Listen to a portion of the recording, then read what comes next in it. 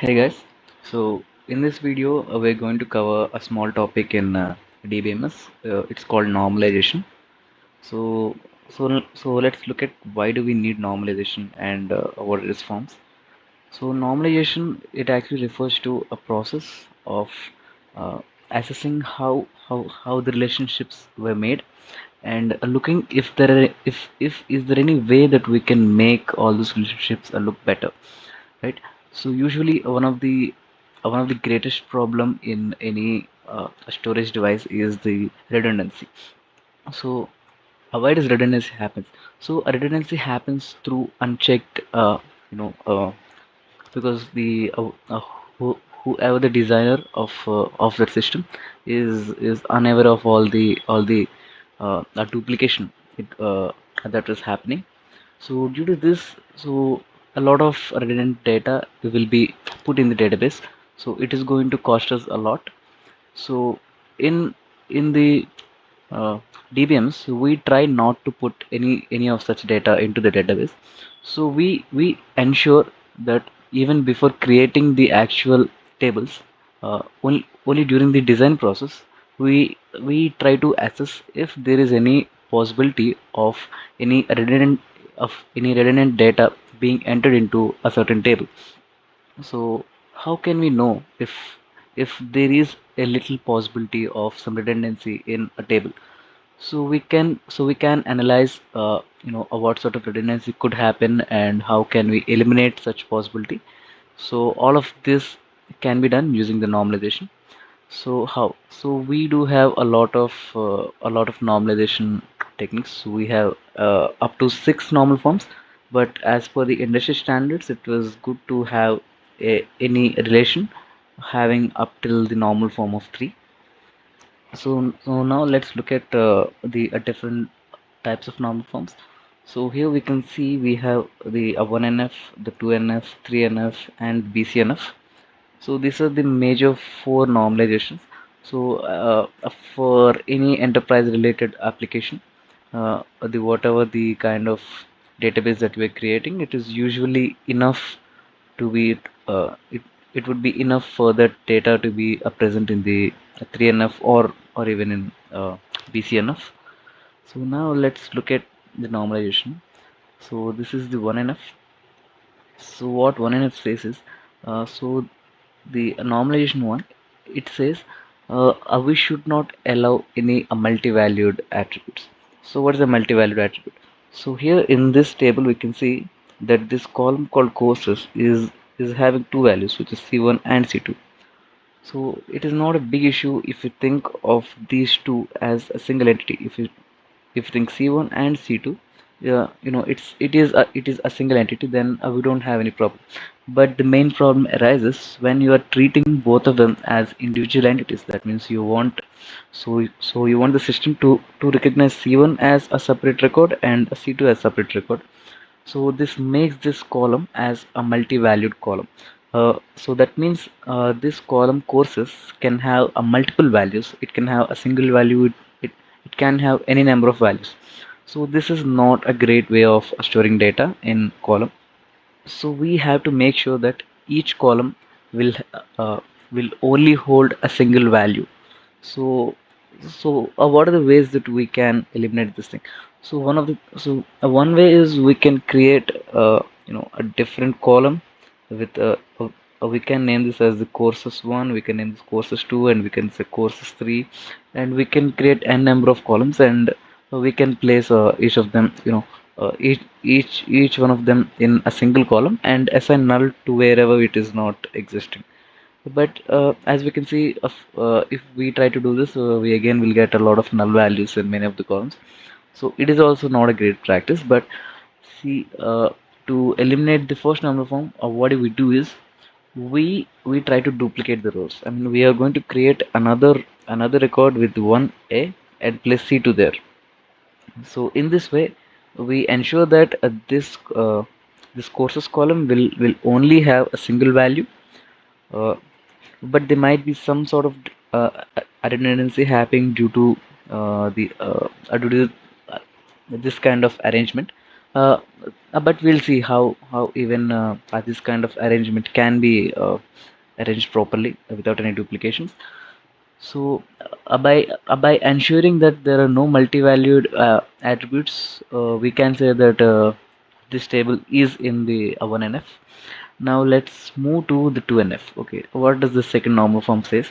So technically we can say the second normal form ensures that there are no partial dependencies. But what is a partial dependency? It doesn't sound right. So let us try to observe this table and see if we can find anything implicit. So here we have student number, course number, and the course fees. So I would like to identify some records using some sort of key. Okay. Let's say a student number is my record, which is key. So if this is the key, then okay. If I ask you, okay, give me the details for student number one. So can you? I don't think you can, because there are two students with the same number. So you will be confused on whether I have to fetch C1 or whether I have to fetch C4. So we so it ensures that this column student number is not a proper one to be called as to be used as a key. Okay, now let's see if we can use student number and course number together to kind of understand about the course fees. Okay, if I say I am the student number one and I got registered in this course C1, then what is my course fee? Okay, it's 1,000. Okay, this works fine. Do we have any anomaly? If I say I'm student one, but this time I'm choosing the course number 4. Now my course fees is 2,000. Okay, I'm uniquely able to identify. And for the 4, okay, for 4 I say I'm C3, I can uniquely identify it is 1,000. And then if I say I'm student number 4, I'm registering for the course C1, I can still say it's 1,000. So okay, it is observed that using both of them I can derive this column, right? So if we were to give some kind of name, like this is A and this is B and this is C, then as a functional dependency I can write A and B are together used to determine the value of C. So this is what we call as a functional dependency. The C is functionally dependent on A and B. Okay, so this exists.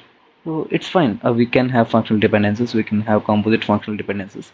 But something happens if you observe the course number and course fee. Okay, so if I say I am of this course C1, so what is my course fees? Okay, it's 1,000. Does it hold the same for even this record? Yes, it is the course C1, and I still have the same 1,000 rupees. Okay, this might be some. So so it looks like with using each record of the course number, I can uniquely identify the course fees. So that means I can also find another dependency, like the column B is able to determine C as well. Now hold on. So we have a case where A and B together are determining C, and B alone is able to determine C. So that means C is dependent on B only. We don't need the value A within this table for C to be identified uniquely. So this doesn't look fine, because we don't have a lot of records. But what happens in an enterprise level application when you have like a thousands of records, and you have the course number repeated for 500 times? That means for each time you have to write C1 here, and its course is 500 times. So that's a lot of redundancy. So then what can I do? So we have identified that course number can determine course fees. We can combine these two into a small table. So we can divide this whole table into two small tables. Now let's look at how it would. Now let's see how it looks like. Okay, now we had divided the main table into two subtables called student courses table and the courses table. Here now we can see that C1 is only appearing once, right? So we kind of removed some sort of redundancy. You might not be able to visualize it because we don't have a lot of records.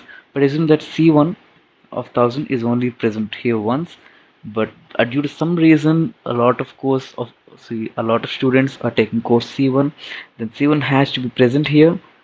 This single record, which is which has repeated twice in this table alone, might be repeated for maybe a several thousands of times. So by dividing this into these two tables, we are ensuring that whatever the duplication that might happen due to this partial dependency will be eliminated. So this is how we can ensure some sort of redundancy being captured and eliminated, right? Now let's look at the third normal form. So actually I actually kind of forgot a thing. So if any relation was considered to be in the second normal form, it was supposed to be in the first normal form, then we can check for the partial dependency, right? Now let's go for the third normal form. So third normal form, it says that any relation should not contain any transitive dependency, or we can say that no non-prime attribute should determine a prime attribute. Okay, a non-prime prime we don't, or it's not syncing well with this. So okay, let's see what's happening with this table. So we have the candidate a number, candidate name, candidate state, candidate country, and candidate age. Okay, so the candidate country is same for all. I don't know why why you have it. Okay, but let's look at what this candidate name is actually showing us. Okay, the candidate number can uniquely identify each record. Yes, because for one we only have one record, for two we only have one record, and for three we only have one record. So it is a candidate key. But okay, can I use the candidate name? Yes, because there is only one Amira, there is one Rihanna, and there is only one Manya, so we can still identify it uniquely. So if I assume this as A can determine B. Okay, assuming this is B and this is C. So A can determine B, right? Okay, now, okay, is there a way that I can determine C? Okay, let's see. I have West Bengal here and it belongs to India, and I have Haryana here, it belongs to India, and Haryana again is now belonging to India, right? Again, so that means A is determining B and B is determining C. Okay, that's fine. It could happen, but the problem arises where alone itself can determine C. Is it the case? Okay, let's see. If I say Amaira, I can identify India. Okay, if I say Rihanna, I'm getting India and Haryana. If I say Manya, I'm getting Haryana and India. Hold on. So this means that A alone is sufficient to handle C. Then why do we have B in between? Because it's not needed for all of these things to be present in the same table. Here we can observe a redundancy. We have Haryana, India twice here. Okay, in a production level, we might have a lot of records of using the same dependency. So there could also be another chance of a redundancy. So we have to remove them. So how can we remove them? In the same way, we have to split it, right? So we did split them using, so we did use the candidate state as a key for this. So now we have Haryana only once in this table. So there will be no redundant records having Haryana and India in the above table, right? So I think up till normal form 3 is enough for us to understand as a developer how the database designing works. Normal forms are actually, see, the normal forms is actually the reason why we have a lot of tables in the database. Uh, but when it comes to normal forms, the normal form 1, 2, 3, 3.5, 4, 5, and 6, we have a lot of them. Uh, the normal forms of 1, 2, so they ensure that uh, not a lot of tables are being created at the same time. At the same time, they don't ensure that a lot of redundancy will be taken out. They only ensure uh, some part of redundancy will be taken out, as well as the database will not have so many tables. But when it comes to the normal forms, which are of the level 5 and 6, so the level 5 and 6 normalizations, they ensure that the redundancy is as minimal as possible. But so the problem is that when you go for a normalization up to the level 6 and 5, So they divide a single table into, a lot of tables, so it will be of a much overhead. So it actually depends on your use case. So if you're using a system like online analytical processing, so for analytical processing, all you do is you just ensure that so you'll be getting data, so you'll be reading the data. So if you're reading the data, you don't want each time so you don't want every time all of your relations to be joined together and then presented. So it would be better if they are present in the normal forms of one or two. But when it comes to anything like online transaction processing or LTP systems where the transactions happen quickly, so for that we need to have speed, so which is more important than retrieval. So in the online transaction processing, we need the consistency. We need as less redundancy as possible. So we go for any a normal form above 3, 4, and 5. So this is how the normalization works, and it ensures that the data redundancy is as minimal as possible, right? So I hope you get everything in this video. We'll see you in the next one.